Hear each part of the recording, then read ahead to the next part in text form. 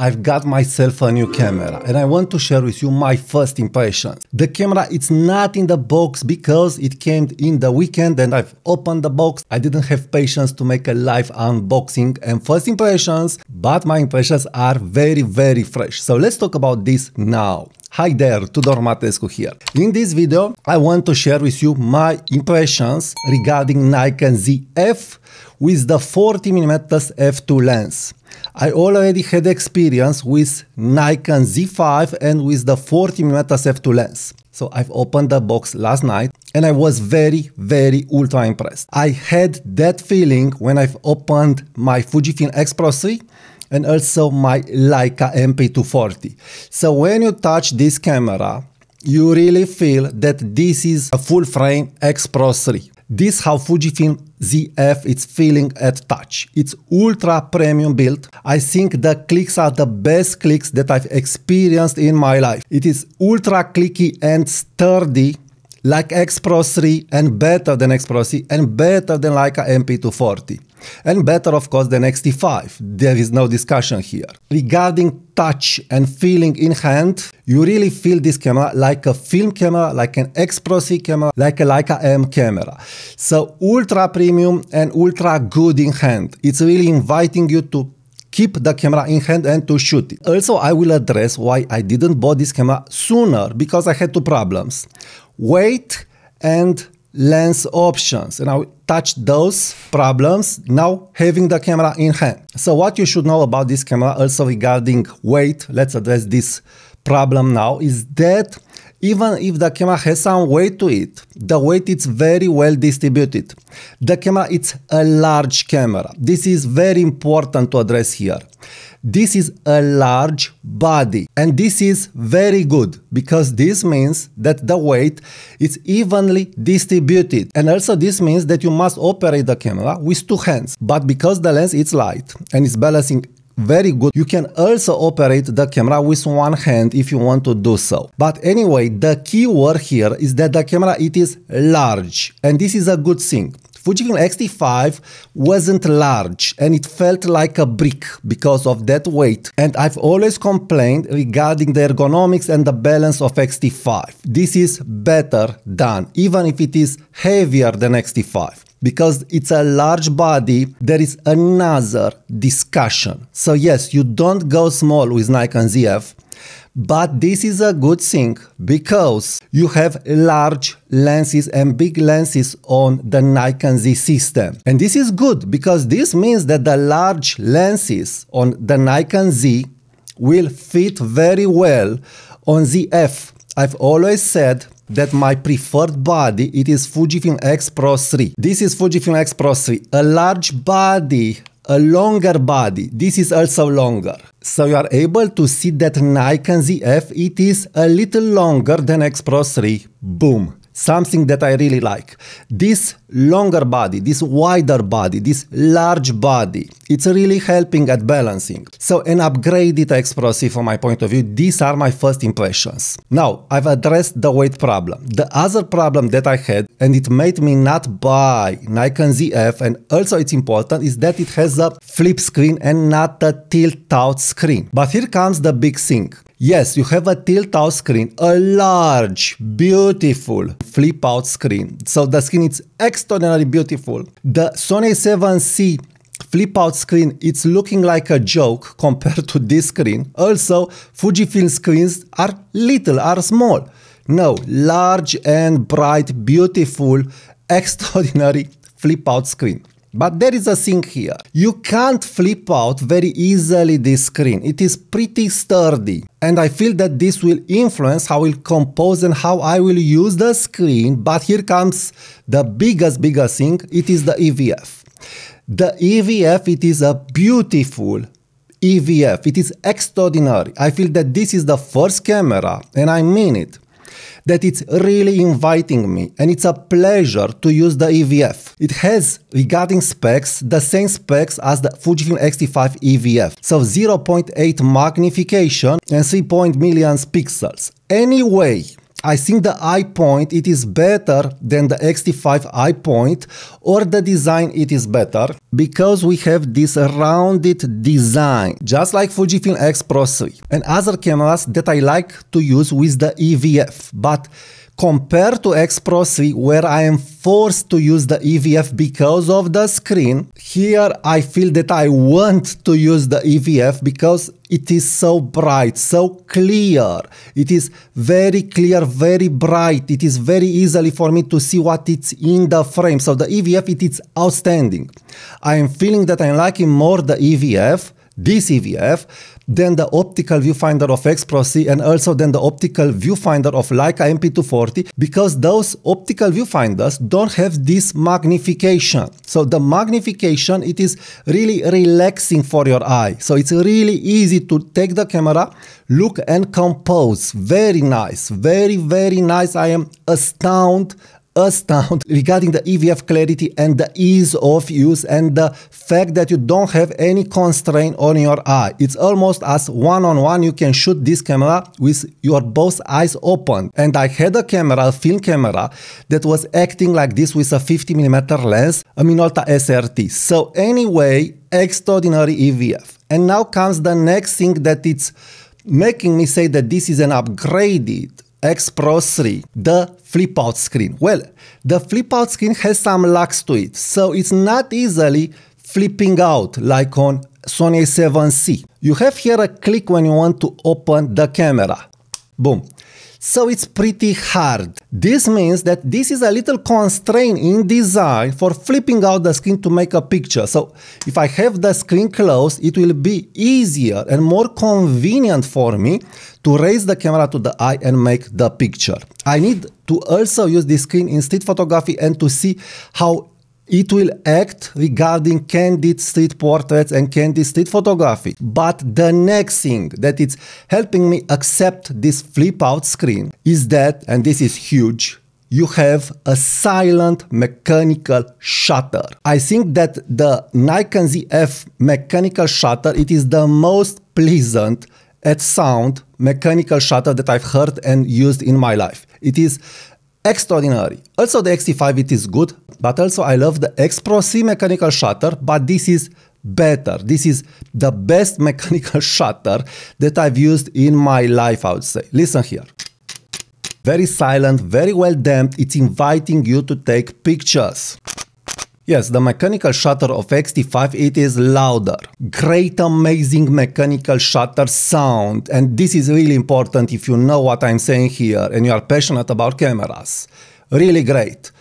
It is amazing. You really want to use and to shoot this camera. It's really nice. Next, let's talk about the manual controls, because there were so many fusses regarding the manual controls and control dials that Nikon didn't do it well, that Fujifilm is doing it better. No, I do feel that Nikon did it better than Fujifilm.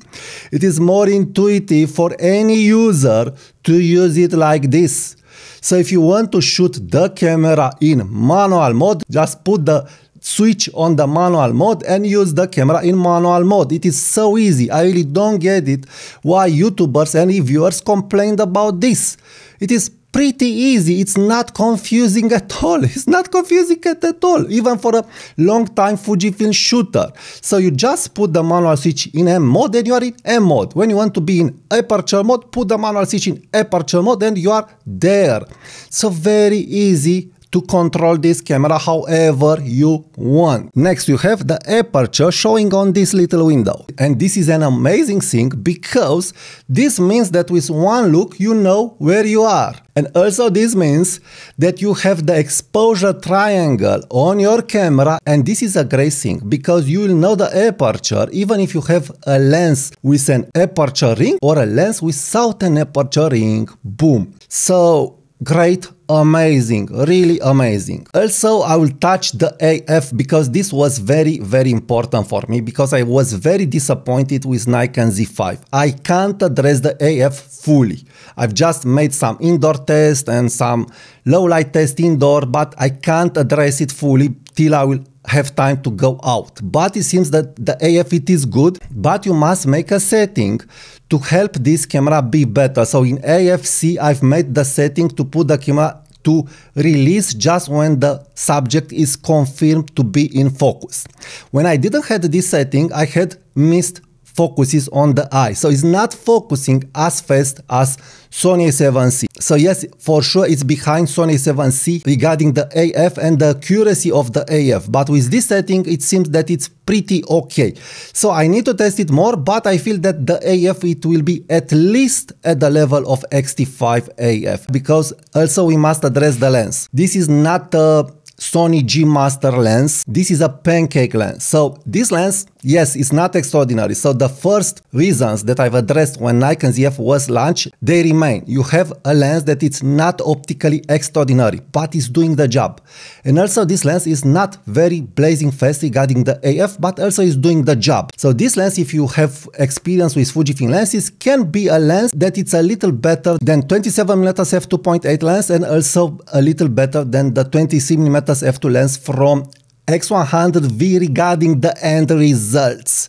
X100V lens may be a little sharper, but because this is a full frame and because you have better subject to background separation and you have a full frame sensor, the results will be better in the end compared to X100V, even if the lens is not a stellar lens. So final thoughts. I feel that Nikon did it well, and this is the camera that I've always asked from Fujifilm, a full frame camera with retro dials. So the problems that I had that made me not want this camera, weight and flip out screen, are resolved because of the design. And now remains the third problem, lenses, the lineup of the lenses. Yes, you have bigger lenses, but because you have this large body, those lenses will pair very, very well with Nikon ZF. So this large body will help you maneuver those lenses very well. This is not a small camera, it's not an X100V, a Ricoh GR camera, and it's not intended to be so. So the design of the camera, it is very well thought. It is made with intention and with the right intention. This camera, it is made with the intention to be used with small pancake-ish lenses, where you can make some compromises regarding image quality, but also with larger, bigger lenses from Nikon Z, like the 35mm f1.8, that will make no compromises regarding image quality. So either way you will use the camera, you have no compromises, and the body, it is suited for this.